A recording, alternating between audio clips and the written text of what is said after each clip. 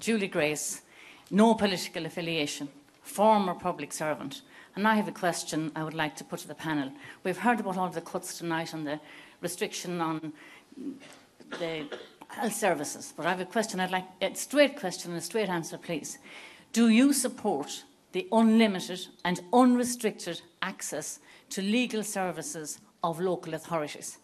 To be very brief, if somebody wishes to challenge a bad decision of a local authority, the citizen is frustrated, whether it is for housing, employment, infringement of human rights, planning, etc. And not alone have they the difficulty, but they have the full weight of the public purse thrown at them endlessly by local authorities. And I'd like a straight answer, if it's possible, from the four gentlemen. Please. Thank you. Could we just get more clarification next question? Okay, they need more clarification. What exactly do you mean? What I mean exactly is if any citizen wishes to challenge a wrong decision made by a local authority, whether it affects their planning, their employment, their fundamental human rights, the local authorities have endless, unrestricted funding to continue a legal battle to the end of the person's life if necessary. They can draw it out. The minister is not shirks his responsibility. The local elected councillors have restricted access and responsibility to the spend. The citizen has no rights when it comes to challenging a bad decision. Okay. Very simple. Okay. Who wants to deal with that? Can I maybe just get in there? Just in the context of, it may cover an answer for a number of the questions in the NHS. No, just deal with it. In the NHS, you have an 18-week legal guarantee to be seen, and therefore the onus and burden is on the NHS to defend themselves in that situation. I don't agree with cumbersome bureaucracy that can be unwielded against the citizen. It's not a fair battle. No, the point is that they have a treasure trove of to defend legal actions, and anybody who takes them on is going to be impoverished if they lose an action against them. I think that's the point that is being made.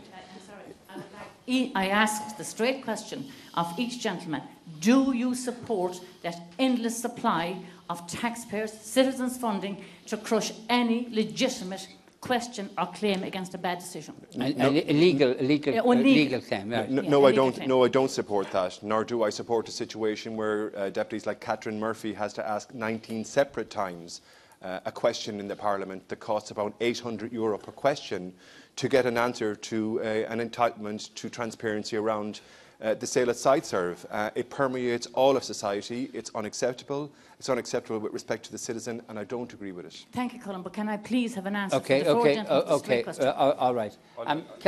Okay, Michael, yeah? No, I mean, I agree totally with what Colin has said. You know, that shouldn't be the case. Now, my own dealings with the local authorities, and I'm sure this is true for everybody, is to go to the Ombudsman's office. And that is a very effective route in relation to dealing with issues where people are not happy about, as you said. But I do not agree that they should have the kind of resources that you talked about. So okay.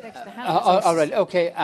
Can I just make a rising out of that question? Can I ask a general question? And that is that there's a constitutional provision that says that everybody has equal, everybody shall be equal before the law and equal access to the court system. But this isn't true because of the legal costs. And there's massive inequality arising from the huge volume of legal costs and the threat of anybody who wants to exercise an entitlement to go through the court system, a threat of impoverishment. Karen, the Troika wanted to deal with this issue, and that was the one thing that both Fianna Fáil and the Green Party in government and Fine Gael, the Labour Party in government, defied the Troika. The only issue on which they defied the Troika. Why?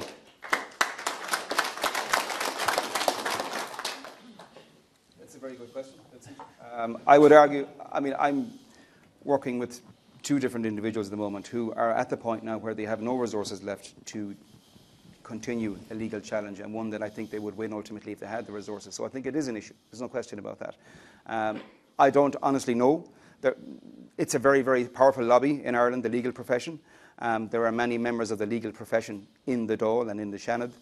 Perhaps that lobby needs to be taken on. Certainly no minister at this point in time has had the courage to do it from any party over a number of decades. Sorry. Go ahead, yeah. And I think it does need to happen. I do think that when an individual, a citizen of this country, is making a very serious and fundamental decision about whether or not they're going to take a legal case, be it against a local authority or indeed any other entity, they do need to have consideration initially of what the cost might be, but certainly when the costs begin to spiral out of control, as they do when you go to High Court and onwards to Supreme Court, that route should be there and should be made available to them. But the cost of it is prohibitive, and you're right, it is unequal. There is unequal access, certainly to the upper levels of the court system in this country, and it does need to be addressed. The debate continues after the break.